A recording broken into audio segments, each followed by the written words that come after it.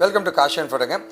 நிறைய பேருக்கு ஒரு கேள்வி இருக்கும், சார் நான் வந்து ஒரு மெக்கானிக்கல் சிவில் சார், என்னால் வந்து ஐடிக்குள்ளே நுழைய முடியுமா, அந்த எக்ஸ்பீரியன்ஸ் எனக்கு எப்படி சார் இருக்கும், என்னால் கோடிங் பண்ண முடியுமா, டெக்னாலஜி கற்றுக்க முடியுமா, இது எப்படி தான் இருக்குன்ட்டு 1008 கேள்வி ஒருத்தருக்கு இருக்குங்க. அதெல்லாம் நாங்கள் என்ன பண்ணுறோம் அப்படின்னா வந்து ஒரு எக்ஸ்பீரியன்ஸ் ப்ரோக்ராம் மாதிரி நாங்கள் தரப்போகிறோம். எப்படின்னா நீங்கள் எங்கள் கம்பெனிக்கு ஒர்க் பண்ணலாம், எங்கள் கம்பெனிலேயே நீங்கள் படிக்கலாங்க, ஓகே, ஃப்ரீயாங்க. இது எல்லாமே பண்ணிவிட்டு அதுக்கப்புறமா வந்து இதை வந்து நீங்கள் எக்ஸ்பீரியன்ஸாக பயன்படுத்திக்கலாங்க. ஒருவேளை இன்னும் ப்ராஜெக்ட்லாம் பண்ணால் மட்டுமே நம்ம கம்பெனியில் ஜாயின் பண்ணியும் கோர்சஸ் மாதிரி நீங்கள் படிச்சுட்டு நம்ம கம்பெனியில் ட்ரெயினியாகவும் நீங்கள் ஒர்க் பண்ணலாங்க. இந்த மாதிரி நிறைய ஆப்ஷன்ஸ் உங்களுக்கு கொடுக்கறதுக்காக தான் வந்து இது ஆரம்ப ஸ்டேஜ் அந்த ஒர்க் எக்ஸ்பீரியன்ஸ் ப்ரோக்ராமை நாங்கள் கொண்டு வந்திருக்கோம்.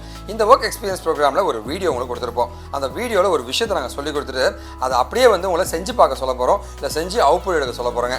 அது கரெக்டாக இருந்துச்சு அப்படின்னா உங்களுக்கு பாயிண்ட்ஸ் ஆட் ஆகுங்க. அந்த பாயிண்ட்டை நீங்கள் பின்னாடி ரீடிங் பண்ணிக்கலாங்க. அதே மாதிரி இந்த ஒர்க் எக்ஸ்பீரியன்ஸுமே நீங்கள் கெயின் பண்ண மாதிரி ஆகிடுதுங்க. இந்த மாதிரி நிறைய விஷயங்கள் இருக்குங்க.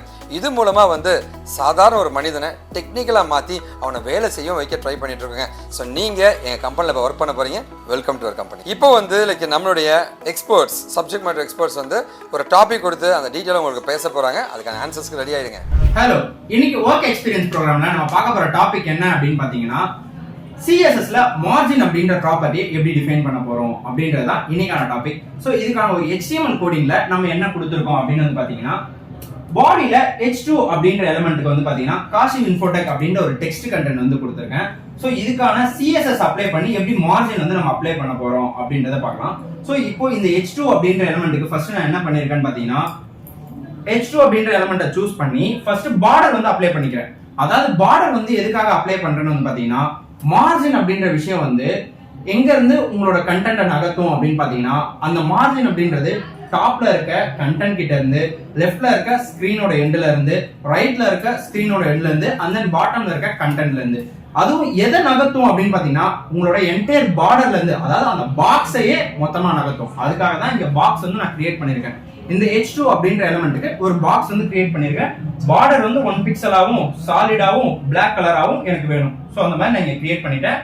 அப்புறம் நான் மார்ஜின் டாப் அப்படின்றத யூஸ் பண்ணிருக்கேன். ஸோ இந்த மார்ஜின் டாப், அதாவது மார்ஜின் ஐஃபன் டாப் அப்படின்றத கொடுத்து மார்ஜின் ஐஃபன் டாப் கோலன் 100 பிக்சல். ஸோ டாப்ல இருக்க மார்ஜின் மட்டும் எனக்கு 100 பிக்சல் கீழே இறங்கி இருக்கணும். ஸோ அதனால இங்க கொடுத்ததுனால தான் எனக்கு இங்க இருந்து இங்க 100 பிக்சல் வந்து கீழே இறங்கின மாதிரி இங்க காமிச்சிருக்கு. ஓகேவா?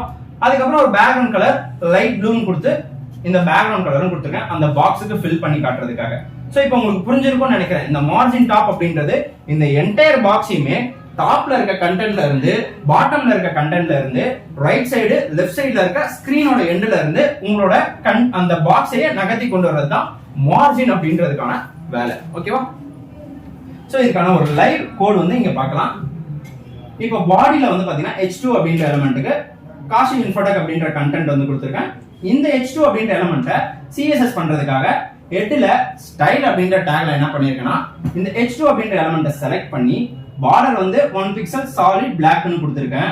அப்புறம் இந்த H2 அப்படின்ற எலிமெண்ட் வந்து பாத்தீங்கன்னா மார்ஜின் டாப் வந்து 100 பிக்சல்னு கொடுத்துருக்கேன். ஸோ மார்ஜின் டாப்னா டாப்ல இருந்து இந்த பாக்ஸை 100 பிக்சல் இறக்கு அப்படின்றத சொல்லியிருக்கேன். ஸோ டாப்ல இருந்து எனக்கு 100 பிக்சல். நீங்க வெறுமனே மார்ஜின் கொடுங்களேன். ஸோ மார்ஜின் கொடுத்தா உங்களுக்கு 4 சைடும், அதாவது டாப்ல இருந்தும் 100 பிக்சல் குறைச்சிரும், ரைட்ல இருந்தும் 100 பிக்சல், லெஃப்ட்ல இருந்தும் 100 பிக்சல், பாட்டம்ல இருந்தும் 100 பிக்சல். வெறுமனே மார்ஜின் இல்லையா, இண்டிவிஜுவல் ப்ராப்பர்ட்டியா நீங்க மென்ஷன் பண்ணலாம். இப்போ நான் மென்ஷன் பண்ணிருக்கேன்ல மார்ஜின் டாப் அப்படின்ட்டு. அப்படி இல்லாம margin right, margin hyphen right, margin hyphen left, margin hyphen bottom அப்படின்ற மாதிரி இண்டிவிஜுவலா உங்களால பண்ணிக்க முடியும். ஓகேவா? சோ இப்போ இந்த மாதிரி நான் டாப்னு கொடுத்ததுனால எனக்கு டாப்ல இருந்து வந்திருக்கு. அதுக்கப்புறம் பேக்ரவுண்ட் கலர் லைட் ப்ளூ அப்படின்றது கொடுத்துருக்கேன். சோ இதுல இருந்து உங்களுக்கான கொஸ்டின் என்ன அப்படின்னு வந்து பாத்தீங்கன்னா, H1 அப்படின்ற எலிமெண்ட்டுக்கு விக்கிடிகி அப்படின்ற கண்டென்ட் வந்து கொடுத்துருக்கேன். சோ இதுக்கு நீங்க வந்து ஒரு பார்டர் வந்து அப்ளை பண்ணணும். அதுக்கப்புறம் வந்து பாத்தீங்கன்னா ஒரு பேக்ரவுண்ட் கலர் கொடுக்கணும். அதுக்கப்புறம் மார்ஜின் வந்து எங்க இருந்து தள்ளி இருக்கேன் அப்படின்றது. ஓகேவா? சோ லெஃப்ட்ல இருந்து இந்த கண்டென்ட் வந்து தள்ளி இருக்கு. சோ அப்போ என்ன ப்ராப்பர்ட்டி யூஸ் பண்ணி நீங்க மார்ஜின் கொடுக்கணும் அப்படின்றது, அதுதான் உங்களுக்கான கொஸ்டின். தேங்க்யூ. இப்போ உங்களுக்கு ஒரு ஐடியா கிடைச்சிருக்குன்னு நினைக்கிறேங்க. ஸோ இப்போ ரைட் சைடில் ஒரு டெக்ஸ்ட் பாக்ஸ் இருக்கும். அந்த டெக்ஸ்ட் பாக்ஸில் வந்து நீங்கள் ஆன்சர்ஸை போட்டு சப்மிட் பண்ணுங்கள். கரெக்டாக இருந்துச்சுன்னா உங்களுக்கு பாயிண்ட் ஆட் ஆகும், உங்களுடைய எக்ஸ்பீரியன்ஸ் கவுண்ட் ஆக ஆரம்பிச்சிருச்சுங்க. சரி, ஓகே. இது இல்லாமல் வந்து டெக்னிக்கலாக நீங்கள் நிறைய படிச்சுக்கோங்க. உங்களுக்கு என்ன உதவினா நீங்கள் எப்போ வேணால் காண்டாக்ட் பண்ணலாங்க. இந்த லைவ் ஒர்க் எக்ஸ்பீரியன்ஸ் ப்ரோக்ராமில் ஜாயின் பண்ணியிருக்க உங்களுக்கு ஒரு மிகப்பெரிய நன்றி தெரிவிச்சுருங்க. ஒருவேளை அந்த வீடியோ பார்த்துட்டு அந்த லிங்க் தெரியலனா இந்த வீடியோவில் அந்த லிங்க்கை நாங்கள் கொடுத்துருப்போம். அந்த லிங்க்கை வந்து அப்படியே ப்ரௌசரில் போய் டைப் அடித்து எல்லாருமே ஒர்க் பண்ண முடியுங்க.